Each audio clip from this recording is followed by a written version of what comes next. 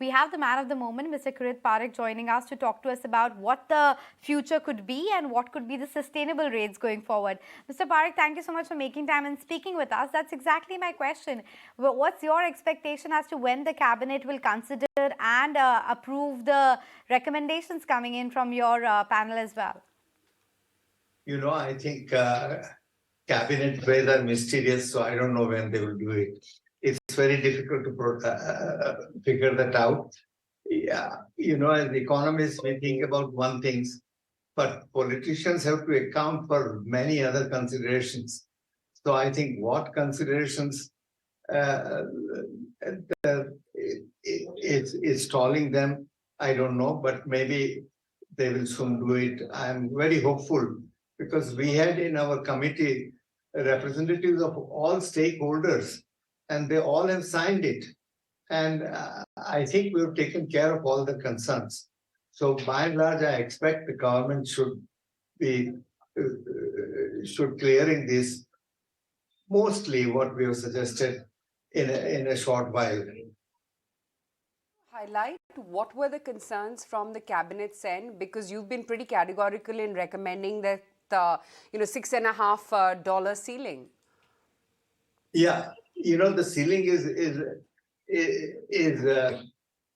let me say there is a floor which gives an adequate return to the producers of the gas, and there is a ceiling which is linked to such a thing that it would really ensure that the CNG users and the PNG users, the pipe natural gas and the compressed natural gas users will get the gas at prices which are competitive to their alternative fuels, which is diesel for CNG user or LPG for PNG users.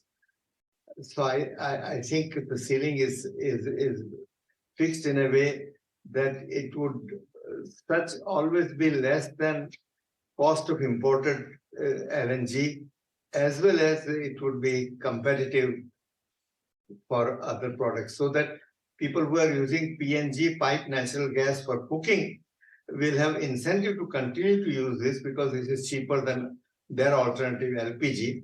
And people who are using CNG for cooking, for driving, for their vehicles, will also find it cheaper than alternative diesel.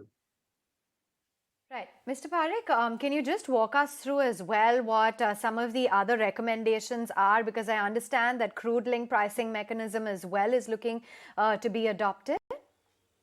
Yeah, see the main if you look at the natural gas pricing, we're about many regimes. One of the major thing is the APM gas, the administered price mechanism gas, which is what the price, the gas that is produced by ONGC and OIL, who were given these fields without any, through nomination, without any competitive bidding. And therefore, the government thinks that they should really control the price and the allocation of this gas. And they constitute nearly 70% of our gas production in the country. The remaining thing are about 13, 14 different regimes, depending on whether it was profit sharing, cost sharing, revenue sharing, or whatnot. And these fields have pricing freedom.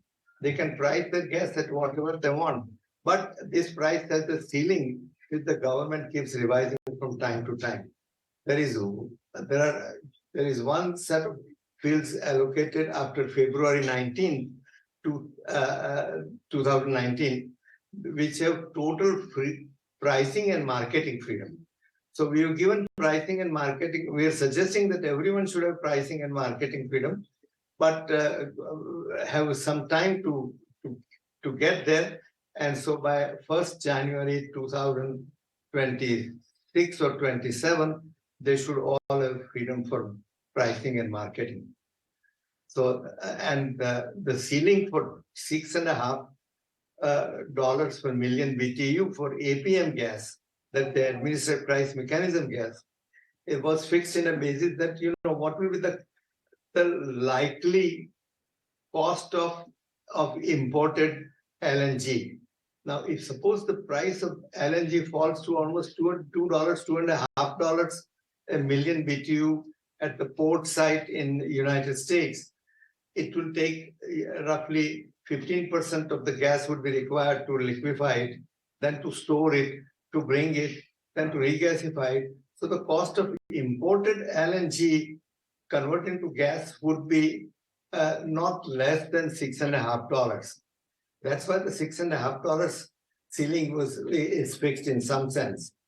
Secondly, that the gas prices to be determined with respect to the price of crude oil that India imports.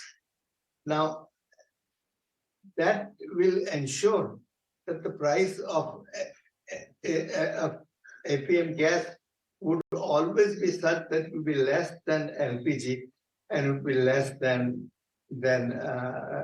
CNG for diesel for both of them. So that I think the users of PNG gas, the urban household, and the CNG transporters would have a continued incentive to use this. Right. No, that sounds very, legitimate and rational, sir. But just, Mr. Parikh, before we let you get, I know you alluded to this earlier as well, but any indication of what could be, let's say, the potential concern? Have they come back with any questions recently? And if you had to guess, and I know your guess is as good as mine in this, any idea in terms of whether 15 days, 30 days, when could this be accepted, the recommendations?